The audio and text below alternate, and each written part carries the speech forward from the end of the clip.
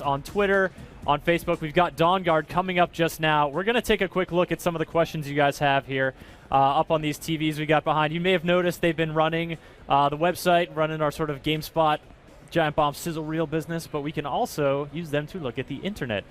Because of magic is how. So I've got a couple questions coming in about Dawnguard, which I'm about to relay. And one of them is about your T-shirt, Matt. And, oh, folks, by the way, this is Matt from Bethesda Game Studios, here to talk about Dawnguard. Matt, hello. Hi. Thanks for having me on. We are super psyched to have you, and also excited to see a dragon high-fiving a werewolf. Can you sit up and give that a little? Yeah, give that a show. Yeah, that's excellent. People want to know if that's something they can acquire for themselves. This was actually our dev shirt that we just made for the team. It was kind of a fun team building thing, and you know, it's just for us, unfortunately. All right. Well, before we jump into the game proper, we've got another question here on Twitter, wondering about jumping height enhancements or spells. So with the Vampire Lord, there's a lot of new things you can do, a lot of new spells, a whole new perk tree. We didn't change how jumping works, but we do allow you to float on water when you are the Vampire Lord. Ooh. So a lot of new abilities there, and you have you can kind of float around the world and move a lot faster, so a lot more maneuverable. All right. Well, Vampire Lord is certainly a term that folks who know anything about Dawnguard are familiar with, but Dawnguard, first major DLC for Skyrim. And give people an overview of who the primary antagonists are in this and protagonists of this DLC. So with Dawnguard, we wanted to present the player with a choice. You can join the vampires and try and stop the sun, stop the tyranny of the sun so they can walk around during the day and be more powerful. Or you can join the Dawnguard. They're an ancient group of vampire hunters, and you can build them up and become one of them and then fight the vampires. So the story has two paths to it. And so you can go either way. Do you have one that you're partial to? Are you a Dawnguard man, or are you a block out the sun? I'm a little bit of a Dawnguard man myself. I like using the new crossbows. They're really, really fun to play with. They use the same perk tree as our arrows do, bows and arrows do, but they shoot a little faster. They're more accurate, and they can knock back your opponents. It's a really fun way to play the game. That seems like a good crowd control mechanism. Yeah, definitely. So we're checking out some B-roll of the game right now. Who are these characters we're walking around with? So here you've just entered the Dawnguard base, Fort Dawnguard, and it's this hidden castle, you know, in the southern part of the map. And you can see they're recruiting new members to fight against the vampires, this new threat. And you can join up and gather members and go out and fight the vampires yourself. Well, here we see the crossbow, not only for shooting vampires. Yeah, so here we actually added mounted combat and crossbows, and this is your summon mount that you can free from the Soul Cairn, an all-new Oblivion realm that you get to explore. The Soul Cairn? Yeah, so it's the realm of trapped souls, and during the story you'll go there in search of an Elder Scroll, and if you do some of the side content there, you can free this horse Arvak and summon him whenever you want and ride around on the world on a flaming horse. A flaming horse that doesn't burn you, fortunately. Correct. But does it scorch your enemies? Is the horse involved in, like, can you, like, run down an enemy as part of mounted combat? He will fight for you a little bit, but the main benefit is you can call him to you at any time you want. You can just summon him right there. Nice. That is handy. And here we're getting a look, presumably, at vampire mode. Yeah, so this is the Vampire Lord form. You can teleport around in bats, and it's a really good way to maneuver while you're fighting. The Vampire Lord is a really powerful spellcaster, has a lot of new abilities, the Drain Life spell, and here you're summoning a gargoyle. That's one of the new perks that you can unlock, and he does a lot of combat for you. You're primarily a spellcaster, so the gargoyle is helpful to do a lot of melee, offensive. Draw some aggression from your foes, so you can stay back and work your And here, if you walk around, you can attack your enemies with claws and biting attacks. Or throw them into the sky. And that power is one of the most powerful Vampire Lord abilities. It's called Vampiric Grip. And you can drag people over to you and just shoot them off into the sky, all the while you're draining their health. Really? Extra bonus to just getting to see them ragdoll and land on a roof. Yes.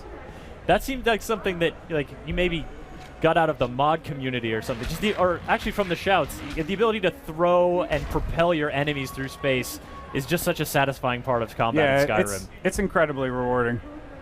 So folks Darks J on Twitch is asking about female version of the Vampire Lord. Does the character model change at all depending on Yeah, there's your a completely gender? different model depending on if you play male or female. Okay, good to know.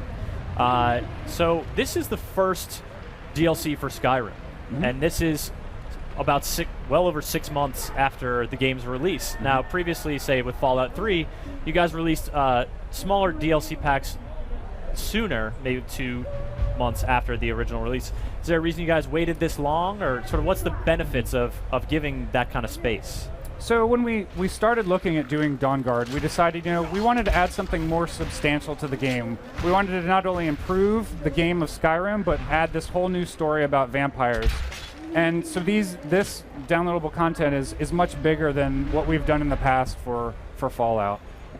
And so size, like hour-wise, if you're going to complete the vampiric quest, block out the sun, how many hours is that going to take you, give or take? So the main quest takes about 10 to 20 hours, depending how quickly you can move through it, and there's a lot of additional side content as well. So you can keep playing it and get a lot out of the game. Now, previously, vampires, they're in Skyrim. You definitely encounter them. You do battle with them. But now you're really getting into, they have sort of an organized society. You're getting into those dark rituals that you've busted up so many times in so many caves. What's a vampire personality like? Well, so Harkon, the main vampire in this game, he's looking to end the tyranny of the sun, and he's recruiting you to be his agent. So has his own sinister motivations. So you can join with him to help him do that, or take more of the traditional hero route and become a vampire hunter. But additionally, all the vampires we have in the game, we went back and added a new look to them and new abilities. We mixed in some new creatures. So this is sort of an overhaul to vampires in general, even if they aren't on part of the story of Dawnguard. All right. Nice. Taking down the dragon. So one of the things about, again, Fallout was you would come out of the DLCs, which were sort of a little bit separated from the game, with awesome new weapon or new armor set.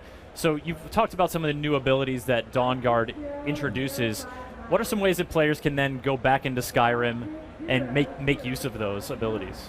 So you can play as a vampire lord throughout the entire game of Skyrim. Dawnguard is seamlessly integrated. You can just jump right into it. You have to be about level 10 to start the content, but once you're there, you could run off and do the rest of the quests in the game as a vampire lord and try that out. We wanted to add a whole new way to play the game, and that's what the vampire lord does. And to play as vampire lord, because that's then your primary mode of combat. Yes. You're putting your upgrade, you're upgrading that skill tree. That's the way you're moving through the world.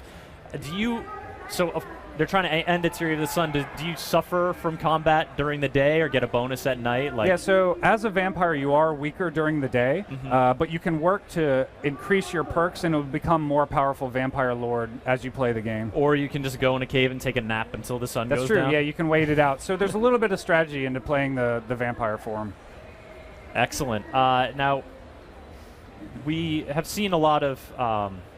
we're seeing a lot of questions come in over Twitch and over email. Folks, again, we are live right now, so if you want to ask, we're here. I got Matt. He will answer your questions about Dawnguard.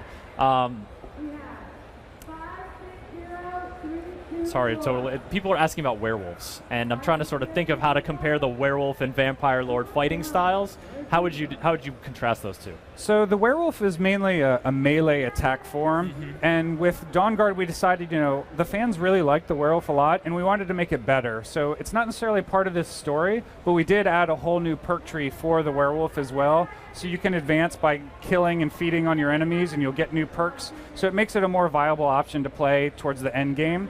So we wanted to balance them out when we made new additions to the vampires. Now, we've got one coming in from Twitch, from Scratch That. I'm wondering about flying abilities, because you sort of see those scaly wings that are out of the back of Vampire. You don't imagine that he could really fly too far with those, but to what extent can vampires sort of move through space and take to the sky? So that form is more of a magical form, and you don't fly, you sort of hover around the world. You can move a lot faster, and you do walk across water when you're in that form, so it's a quick way to get around the world and maneuver. All right, very cool.